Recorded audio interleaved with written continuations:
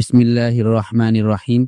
तो आज हम शुरू करने जा रहे हैं अपना न्यू चैप्टर मस्कुलोस्केलेटल सिस्टम। इसको मोस्टली ना लीस्ट इम्पोर्टेंट समझा जाता है इस लिहाज से क्योंकि कॉलेज वाले भी सबसे एंड पे पढ़ाते हैं और स्टूडेंट भी इस लिहाज से उसे ना इतनी इम्पोर्टेंस नहीं देते, तो ये खुद ही मोस्टली पढ़ना होता है। लेकिन देखिए इसमें से भी उतना ही पेपर आता है जितना तकरीबन मोस्टली चैप्टर्स में से आता है। 4-5 MCQ है, एक SCQ है, ठीक है।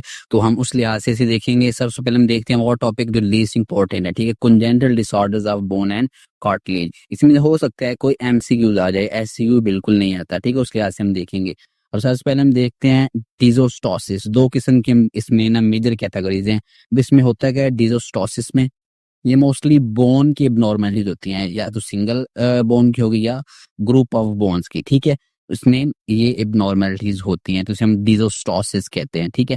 तो अब हमारे पास होता क्या है, या तो कोई बोन जो है नॉर्मली जो प्रेजेंट होती है वो उस पेशेंट में एब्सेंट होगी, ठीक है। वो कोई भी हो सकती है, वो आपकी फीमर हो सकती है, ह्यूमरस हो सकती है, कोई शॉर्ट बोन हो सकती है, ठीक, क्लेविकल हो सकती है, या फिर कोई अजाफी बोन हो सकती है जैसे सुपरन्यूमररी बोन्स कहते हैं हम। ये मोस्टली हमारे पास रिब होती है, ठीक है। सर्वाइकल रिब मोस्टली कोई हमारे पास अजाफी हो सकती है। और उसके बाद इन अप्रोप्रिएटली फ्यूज्ड बोन्स हो सकती हैं, ठीक है। ये हमारी फीमर जो है ये पेल्विस के साथ, ठीक है, उसके साथ इनअप्रोप्रिएटली फ्यूज हो सकती है, मोस्टली यही होती हैं। उसके बाद इसमें देखा गया कि जीन की म्यूटेशन म्यूटेशन कौन सी होती है, मोस्टली होम्योबॉक्स जीन म्यूटेशन, ये इनमें मोस्टली जो है वो देखी गई है, ठीक है। तो हमारा एक ग्रुप ऑफ डिजीजेस हो चुका है जो कंजेनिटल है। इसमें क्या है, सिर्फ बोन की डिजीजेस हैं, ठीक है। अब हमारा नेक्स्ट जो ग्रुप है उसे कहते हैं डिस्प्लेजियास, ठीक है। उसमें बोन जिस तरह बनती है ना, उसके बनने में कोई ना कोई डिफेक्ट है, बनने में या फिर आगे ग्रोथ में, ठीक है। अब एबनॉर्मल बोन या कार्टिलेज ऑर्गेनोजेनेसिस सिंथेसिस ठीक नहीं हो रही। अब सबसे ऊपर वाली जो लाइनें हैं ना वो इसका मतलब बता रही हैं, ठीक है। तो ये एबनॉर्मल क्यों होती है, हमारे पास दो किस्म की चेंजेस हो सकती हैं। ऐसी म्यूटेशन जो कि सिग्नल ट्रांसडक्शन पाथवे को इफेक्ट करती है, ठीक है, पहली ये हमारे पास हो सकती है। सबसे ऊपर वाली हमने लाइन लिखी हुई है, ठीक है, mutation affecting signal transduction pathway. ये सेल के अंदर यानी न्यूक्लियस के अंदर ट्रांसडक्शन पाथवे चल रही होती हैं। उसके बाद दूसरी सेल के बाहर एक्स्ट्रा सेलुलर मैट्रिक्स कंपोनेंट्स को अफेक्ट करने वाली म्यूटेशन हो सकती है। ये दो किस्म की म्यूटेशन हमारे पास। ये एक्स्ट्रा सेलुलर में मोस्टली क्या होता है, कोलेजन होता है, ठीक है। तो वो हम आगे देखते हैं। सबसे पहले एग्जांपल में पास एकोंड्रोप्लेजिया एंड क्नेटोफोरिक ड्वार्फिज्म। इसमें हमारे पास म्यूटेशन क्या आती है, constitutive fibroblast growth factor receptor 3 की एक्टिवेशन, ठीक है, वो हो जाती है। इसकी वजह से क्या होता है, डिफेक्टिव कार्टिलेज सिंथेसिस होती है ग्रोथ प्लेट पे।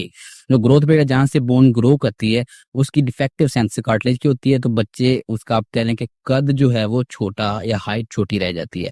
अब नेक्स्ट हमारे पास osteogenesis imperfecta, brittle bone disease भी कहते हैं। बोन आसानी से इसमें टूट जाती है, टूटती क्यों है, अब इसमें चेंज क्या आती है, type 1 collagen gene mutation, collagen defective है। अब क्या होगा, कोलेजन की प्रोडक्शन सही तरह से नहीं होगी, इंटरफेरेंस होगी, ठीक है।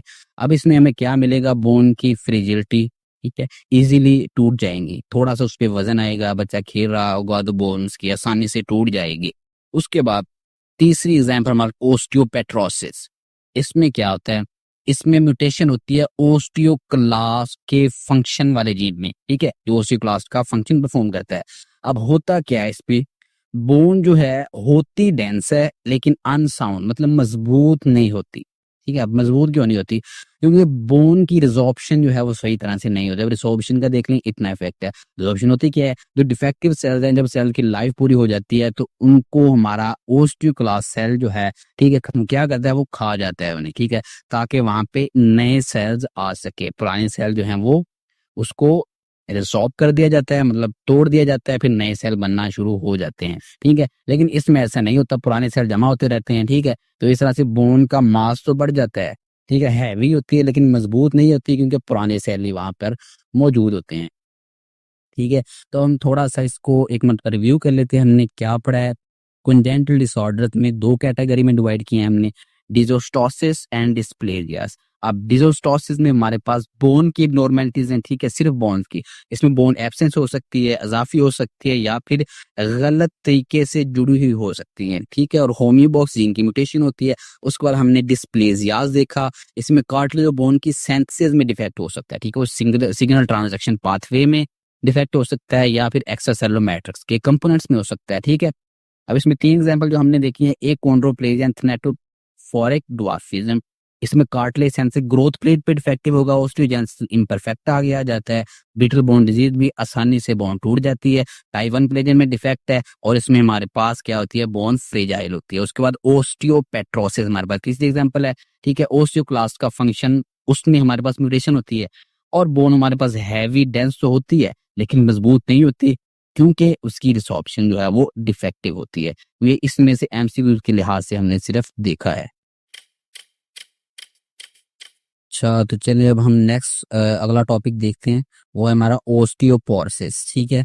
ये एग्जाम के लिहाज से अब कह ले कि इतना इम्पोर्टेंट नहीं है, लेकिन क्लिनिकली बहुत इम्पोर्टेंट है, ठीक है।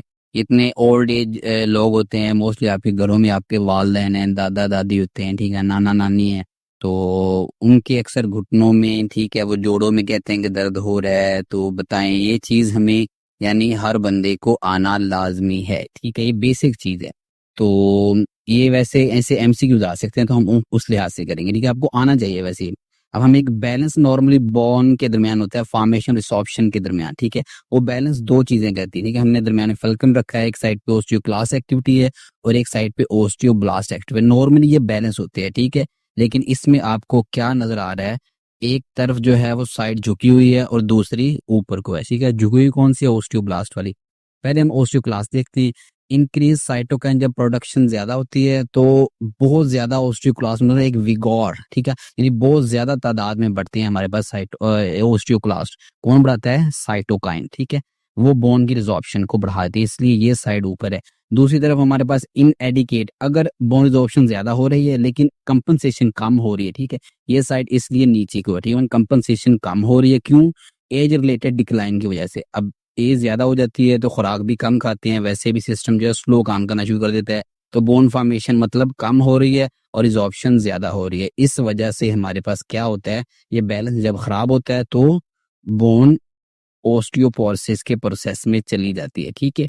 तो हम देखते हैं कौन सी चीजें हैं जो ओस्टियोक्लास्ट की एक्टिविटी को बढ़ाती हैं और ओस्टियोब्लास्ट की एक्टिविटी को कम करती है। एक है एज रिलेटेड चेंजेस, ठीक है, ये मोस्टली मेल्स में, ओल्ड जो मेल होते हैं ना, उनमें होती हैं।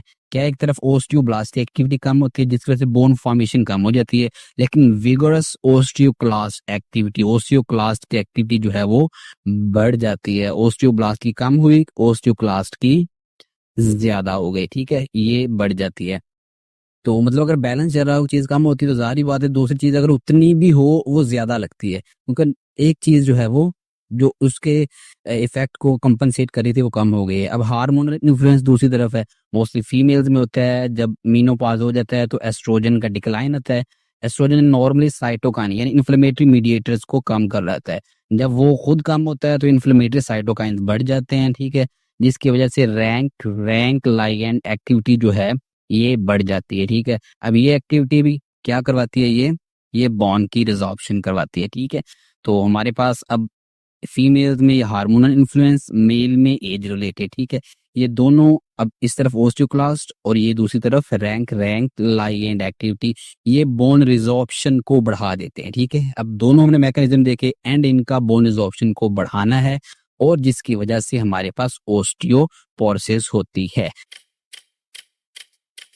तो चलें जी, नेक्स्ट हम देखते हैं कि कौन कौन से फैक्टर्स हैं जो बोन हेल्थ को इन्फ्लुएंस करते हैं, ठीक है।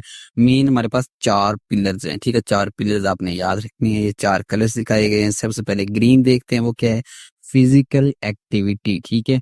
अब जब मैकेनिकल फोर्स बोन पे पड़ती है तो उसकी रीमॉडलिंग को स्टिमुलेट करती है, जिसकी वजह से बोन की डेंसिटी जो है वो बढ़ती है। जितनी फिजिकल एक्टिविटी कम होगी बोन की डेंसिटी उतनी कम होगी, ओस्टियोपोरोसिस के चांस उतने ही ज्यादा होंगे, ठीक है। मैं एक सर्च पढ़ रहा था, वो एक ना न्यूज़पेपर में लिखा हुआ था कि जो लोग एक्सरसाइज ज्यादा करते हैं यंग एज में उनकी बोन डेंसिटी बढ़ती है और ओल्ड एज में उनको ओस्टियोपोरोसिस के चांसेस कम होते हैं, ठीक है। मोस्टली ये जिम हो सकती है, ठीक है, जिसमें हैवी वेट उठाते हैं, इसके अलावा रनिंग है।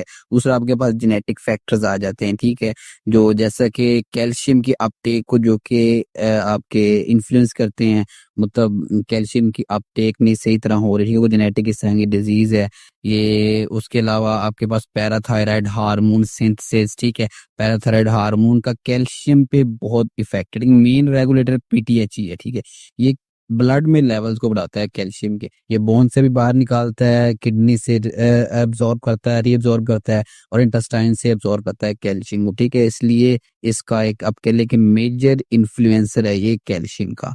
तो मोस्टली कंजेनिटल डिजीज जैसा कि कंजेनिटल पैराथायराइड हाइपर पैराथायरिडिज्म होता है, पैराथायरिडिज्म होता है, ठीक है, उसमें ये बड़ा हुआ आता है। और उसके बाद कैल्शियम न्यूट्रिशन, ठीक है, इसका भी मेन रोल है, ये चौथा तीसरा पिलर है। इसमें कैल्शियम इनटेक अगर कोई बच्चा कम ले रहा है, ठीक है, मोस्टली जब उसकी ग्रोथ हो रही होती है पहले 10 सालों में, ठीक है, तो उसके ज्यादा चांसेस होते हैं कि अगर वो कम ले रहा है तो वो उसकी बोन की डेंसिटी कम होगी, ठीक है, ग्रोथ भी सही तरह नहीं होगी उसकी। तो उसके बाद सेकेंडरी काजेज में हमारे पास आ जाता है प्रोलॉन्ग ग्लूकोकॉर्टिकॉइड थेरापी, ठीक है। ग्लूकोकॉर्टिकॉइड आपको पता है ये एंटी इन्फ्लेमेटरी है, ठीक है, तो इसकी वजह से हमारे क्या होता है कि ओस्टियोक्लास्ट की एक्टिविटी को ये मोस्टली बढ़ाता है। और उसके बाद स्मोकिंग और अल्कोहल जो है ये भी बोन के मैस को रिड्यूस करते हैं, ये देखा गया है। तो ये 4 पिलर्स आपने देखने हैं। अगर कोई पेशेंट आता है, कोई भी आता है, तो आपने उसकी हिस्ट्री में अगर ये पॉइंट आपने पूछने हैं, ठीक है, फैमिली हिस्ट्री भी लेनी है, उसके इनटेक के बारे में पूछना है, कुछ सेकेंडरी कॉज है वो रूल आउट आपने करनी है, स्मोकिंग, अल्कोहल, या फिर वो कोई ड्रग्स दे रहा है, जैसे ग्लूकोकॉर्टिकॉइड हो सकता है, ठीक है, अगर कोई जिम करता है तो उन लोगों में मोस्टली होता है। उसके अलावा फिजिकल एक्टिविटी उसकी पूछनी है, तो उस लिहाज से ये आपके हिस्ट्री के पॉइंट होने चाहिए अगर कोई पेशेंट आपके साथ ओस्टियोपोरोसिस के साथ आता है, ठीक है। तो चलिए अब हम इसकी मॉर्फोलॉजी पे एक नज़र मार लेते हैं। तो ये आपको वर्टिब्रा दिखाया गया है, ठीक है, नॉर्मल वर्टिब्रा बॉडी, ठीक है, नॉर्मल देख ली। अभी हम आपको एबनॉर्मल दिखाते हैं। ये एबनॉर्मल है, क्या हुआ, कंप्रेस हो गई है दरमियान में, ठीक है। अब ये देखें ऊपर से जब प्रेशर पड़ा है इसके, मोस्टली नीचे वाली जो आपकी होती है ना वर्टिब्रा, लंबर जो है और सैक्रल मोस्टली लंबर हैं, वो कंप्रेस हो जाती हैं, ऊपर से इन पे वेट पड़ता है, ठीक है। तो अब ये मोस्टली क्या होता है, इसकी क्यों बोन की डेंसिटी जो है वो कम हो चुकी होती है, तो कंप्रेस करना आसान होता है, ठीक है। मोस्टली बैक पेन के साथ पेशेंट प्रेजेंट करते हैं। और उसके बाद ये मार्ग ओस्टियोपोरोसिस में देखिए आपको माइक्रोस्कोपिक स्लाइड, ये ऊपर वाला एरिया ये कोर्टिकल बोन को शो कर रहा है, ठीक है, इसकी भी मार्क थिनिंग हो जाती है कॉर्टिकल बोन की, ठीक है। उसके बाद नीचे जो है ये आपके पास मेडुलरी पार्ट दिखाया गया है, ये इसमें रेड रेड लाइन है कोर्टिक, ये ट्रेबेकुलर बोन को, ठीक है, इसकी भी मार्क थिनिंग हो जाती है। ये आपको 2 थिनिंग मिलती है इसमें, ठीक है, कोर्टिकल और ट्रेबेकुलर दोनों तरह की बोन जो है इसकी थिनिंग हो जाती है। ये आपको माइक्रोस्कोपिक फीचर्स में मिलता है।